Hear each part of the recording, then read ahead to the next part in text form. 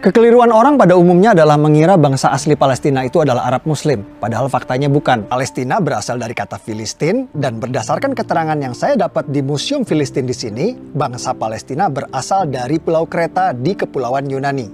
Mereka berlayar dari Pulau Kreta Yunani dan menetap di tanah yang kita kenal sekarang dengan nama Palestina. Jadi bangsa Palestina aslinya bukan Arab Muslim, tapi orang Yunani kuno. Waktu bangsa Filistin kesini dari Yunani, daerah ini dulu belum bernama Palestina. Daerah ini dulu masih bernama Kanaan atau Tanah Kanaan. Apakah waktu itu sudah ada bangsa Arab dan Yahudi di sini? Jawabannya belum. Bani Israel atau bangsa Yahudi baru datang ke tanah Palestina setelah Nabi Musa meminta kepada Fir'aun Raja Mesir untuk membebaskan mereka dari perbudakan. Setelah terbebas dari Firaun, Nabi Musa membawa Bani Israel atau bangsa Yahudi ke tanah yang dijanjikan. Itulah tanah yang kita kenal sekarang dengan nama Palestina. Bahkan kitab suci kita umat Islam merekam kejadian ini di dalam surah Al-Maidah ayat 21 yang berbunyi, "Wahai kaumku, Nabi Musa menyeru kepada Bani Israel Yahudi, masuklah ke tanah suci Palestina yang telah ditentukan Allah bagimu, dan jangan kau berbalik ke belakang, nanti kau akan menjadi orang yang merugi." Setelah terbebas dari Firaun, Bani Israel Yahudi hidup di tanah Palestina ini turun-temurun selama ribuan tahun, mendirikan kerajaan Israel yang raja-rajanya tidak asing bagi kita. Salah satunya Raja David, atau yang kita umat Islam kenal dengan nama Nabi Daud. Siapa yang tidak tahu cerita Nabi Daud? Ia mengalahkan raksasa bangsa Filistin bernama Goliat hanya dengan sebuah batu. Lalu ada Raja Solomon, anak kandung dari Nabi Daud, atau yang kita umat Islam kenal dengan nama Nabi Sulaiman. Nabi Sulaiman adalah raja Yahudi yang membangun kuil suci untuk tempat ibadah agama Yahudi yang dikenal dengan nama Kuil Solomon. Kuil Nabi Sulaiman bertahan 400 tahun sampai ia dihancurkan oleh pasukan Babylon yang dipimpin oleh Raja Nebukadnezar. Kuil tersebut baru dipugar lagi oleh raja Yahudi bernama Herod yang nantinya akan dihancurkan lagi oleh pasukan Romawi. Yang di belakang saya itu adalah tembok ratapan, tempat paling suci bagi agama Yahudi seperti Ka'bah buat umat Islam. Tembok ratapan ini dulunya adalah bagian dinding dari kuil suci agama Yahudi yang dibangun oleh Nabi Sulaiman. Kuil bertahan 600 tahun sampai ia dihancurkan oleh bangsa Romawi pada tahun 70 Masehi. Lalu karena benci pada bangsa Yahudi, Kaisar Romawi Hadrian merubah nama Israel menjadi Palestina. Nama yang bertahan sampai hari ini. Jadi Kaisar Romawi Hadrianlah yang memberi nama Palestina pada daerah ini. Aslinya daerah ini bernama Tanah Kanaan. Lalu Bani Israel Yahudi datang, namanya berubah menjadi Israel. Kemudian oleh Kaisar Romawi Hadrian, nama Israel diganti menjadi Palestina. Jadi faktanya bangsa Yahudi memang sudah ada di tanah Palestina ribuan tahun sebelum Arab dan Islam masuk ke tanah Palestina. Inilah yang dijadikan landasan prinsip bangsa Yahudi sekarang, ngotot mempertahankan negara Israel ini.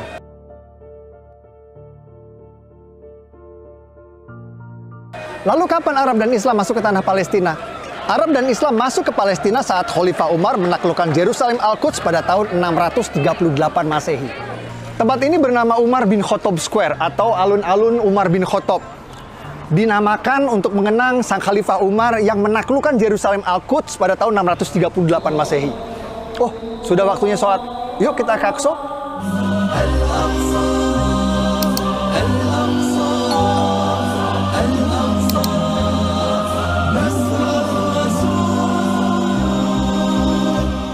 Waktu Khalifah Umar ke sini, Masjid Aqsa Qibli ini belum ada. Dome of the Rock atau Haram Al-Sharif, tempat Nabi Muhammad Isra Mi'raj juga waktu itu belum ada. Waktu Khalifah Umar ke sini, yang ada di sini adalah sisa-sisa reruntuhan kuil agama Yahudi yang dibangun oleh Nabi Sulaiman dan dihancurkan oleh Romawi. Di atas reruntuhan kuil Nabi Sulaiman inilah Khalifah Umar membangun masjid sederhana beratapkan kayu yang nantinya dipugar oleh Raja Dinasti Umayyah Sultan Abdul Malik bin Marwan menjadi yang kita kenal sekarang dengan Masjid Aqsa. Dome of the Rock Haram Al-Sharif baru dibangun oleh Sultan Abdul Malik bin Marwan, Raja Dinasti Umayyah pada tahun 688 Masehi. Dan Masjid Aqsa Qibli baru dibangun pada tahun 705 Masehi. Kedua bangunan tersebut baru ada 70 tahun setelah Nabi Muhammad wafat. Sampai di sini mungkin ada yang bertanya, lalu bagaimana dengan surat Al-Isra ayat 1 yang menceritakan perjalanan Nabi Muhammad Isra Mi'raj ke Masjidil Aqsa? Simak wawancara saya dengan sejarawan arkeolog ahli situs-situs purbakala di sini. Guys, hari ini kita bersama Dr. John Seligman, sejarawan arkeolog ahli situs-situs purbakala bergelar Dr. S3. And the area of the Sakra, the rock, where Muhammad had risen to heaven to go and meet the prophets, as described in Surah Al-Isra, what is meant by the word Aqsa. The word in English, Aqsa, is the furthest place. It doesn't say the word Jerusalem at that time, but that immediately is understood. When Umar enters Jerusalem, he would have mostly found an empty space, and for that reason he builds a small mosque on what is today known as the area of the Al-Aqsa Mosque. The first mosque was built by Umar, and that was replaced by a later mosque built by Abdul Malik. Menurut penjelasan para ulama, Masjid Aqsa pada ayat tersebut bermakna masjid terjauh, juga mempunyai makna tempat bersujud. Jadi yang dimaksud Masjid Aqsa pada ayat tersebut bukan ini, juga bukan ini, karena kedua bangunan ini belum ada pada waktu itu. Arab dan Islam berkuasa selama 500 tahun sampai kerajaan Kristen Prancis datang. Atas perintah Paus di Vatikan, pasukan Prancis datang menaklukkan Palestina yang kita kenal sekarang dengan istilah Perang Salib. Raja Kristen Prancis mendirikan kerajaan Yerusalem dan berkuasa di Palestina selama 100 tahun sampai akhirnya dikalahkan. Setelah 100 tahun, akhirnya Prancis menyerah pada pasukan Raja Salahuddin Ayyubi yang berhasil merebut Palestina kembali ke tangan Islam. Setelah era Raja Salahuddin Ayyubi, Palestina sempat beberapa kali pindah tangan. Pada tahun 1200-an, Palestina jatuh lagi ke tangan kerajaan Kristen Eropa yang dipimpin Raja Frederick II dari Jerman. Namun tak lama direbut kembali oleh Kesultanan Islam Mamluk yang pasukan berkudanya terkenal perkasa.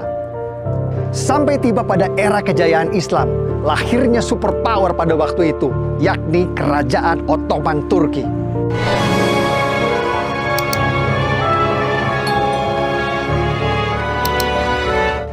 Ottoman Turki menguasai Palestina selama 400 tahun. Namun Ottoman Turki tidak punya visi seperti kerajaan Kristen Eropa untuk membangun Palestina. Ambisi Sultan Ottoman justru memperluas kekuasaannya ke Eropa. Ottoman fokus menaklukkan kerajaan-kerajaan Eropa dan Palestina menjadi sebuah provinsi yang terlupakan.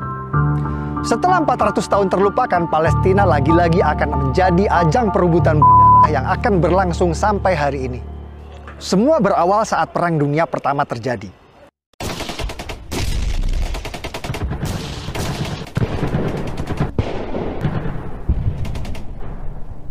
Ottoman Turki kalah di Perang Dunia I dan dipaksa menyerahkan sebagian besar wilayahnya kepada negeri pemenang Inggris dan Prancis. Provinsi Suriah dan Libanon menjadi milik Prancis, provinsi Palestina dan Jordan jadi milik Inggris. Inggris mengganti nama Palestina menjadi British Mandate Palestine. Lalu Perdana Menteri Inggris langsung mengambil inisiatif mendukung pendirian negara Israel di Palestina lewat deklarasi Balfour yang berbunyi, "Pemerintahan Yang Mulia Ratu Inggris mendukung pendirian rumah nasional untuk bangsa Yahudi." Tidak pakai lama, Inggris langsung memfasilitasi migrasi besar-besaran Yahudi dari Eropa, bahkan memberikan proteksi keamanan bagi mereka di sana, walhasil populasi Yahudi di tanah Palestina pun meningkat pesat. Lonjakan imigran Yahudi di Palestina menimbulkan gesekan dengan penduduk Arab yang berujung pada konflik berdarah. Tahun 1920, warga Arab menyerang pemukiman Yahudi di Yerusalem, menewaskan 5 orang yang dikenal dengan kerusuhan Nabi Musa. Persekusi Arab terhadap Yahudi terus terjadi selama 9 tahun. Puncaknya tahun 1929 menewaskan 67 warga Yahudi di Hebron.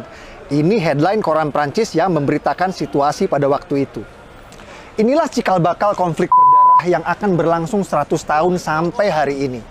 Pada tahun 1947, Perserikatan Bangsa-Bangsa PBB menerbitkan resolusi pendirian 2 negara di Palestina, negara Yahudi dan negara Arab. Warga Yahudi langsung menerima tawaran ini dan mendirikan negara Republik Israel.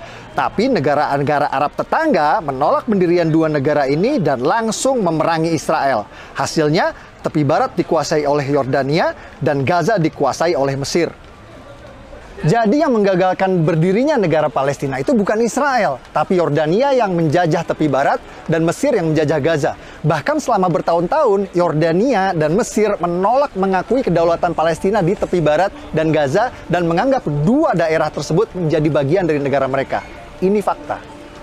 Jadi Palestina negara pertama yang mengakui kemerdekaan Indonesia itu hoax ya guys. Karena waktu Indonesia merdeka belum ada negara Palestina. Negara yang pertama kali mengakui kemerdekaan Indonesia adalah Mesir. Ini foto Haji Agus Salim di Mesir menandatangani pengakuan kedaulatan Indonesia. Negara-negara Arab terus menolak pendirian negara Palestina inisiatif dari PBB. Dan pada tahun 1967 kembali menyerang Israel di Perang 6 Hari yang dimenangkan oleh Israel. Kekalahan ini malah membuat tepi barat dan Gaza kini dikuasai penuh oleh Israel. Bahkan saat Yasser Arafat, pemimpin Gerakan Pembebasan Palestina PLO, sepakat perjanjian damai Oslo yang akan mendirikan negara Palestina berdampingan dengan Israel ditolak oleh partai oposisi Hamas yang membuat pendirian negara Palestina kembali gagal. Dulu PBB menawarkan pendirian negara Palestina ditolak, malah dibalas dengan perang. Lalu Amerika menawarkan pendirian negara Palestina kembali ditolak, malah dibalas dengan serangkaian teror yang dikenal dengan nama Intifada. Pada Juni 2001, bom di tempat hiburan di Tel Aviv menewaskan 21 anak remaja. Lalu Agustus 2001, bom di restoran di Yerusalem tewaskan 15 warga. Desember 2001, serangan bom tewaskan lagi 13 warga. Dan puncaknya pada Maret 2001, sebuah bom tewaskan 30 warga yang sedang rayakan Hari Raya. Rangkaian serangan ini memaksa Israel membangun pagar tembok tinggi sebagai satu-satunya cara untuk mencegah teror bom. Dan rakyat Palestina yang tadinya bebas ke Israel untuk bekerja sekarang tidak bisa lagi.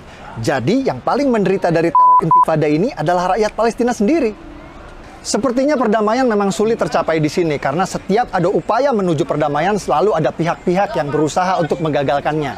Tahun 2007 saat Presiden Palestina Mahmud Abbas sepakat dengan solusi dua negara, oposisi Hamas malah sengaja menembakkan roket-roket ke Israel sebagai tanda mereka menolak solusi damai tersebut.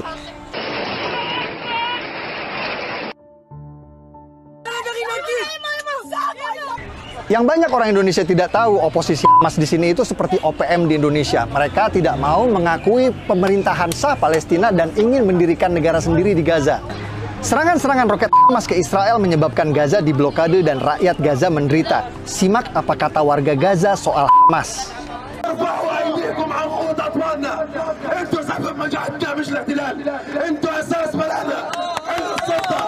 على ما اجت بعد الانقلاب اللي صار في قطاع غزه سيئت الاوضاع على العمال، لا كابونه ولا مساعدات ولا رواتب.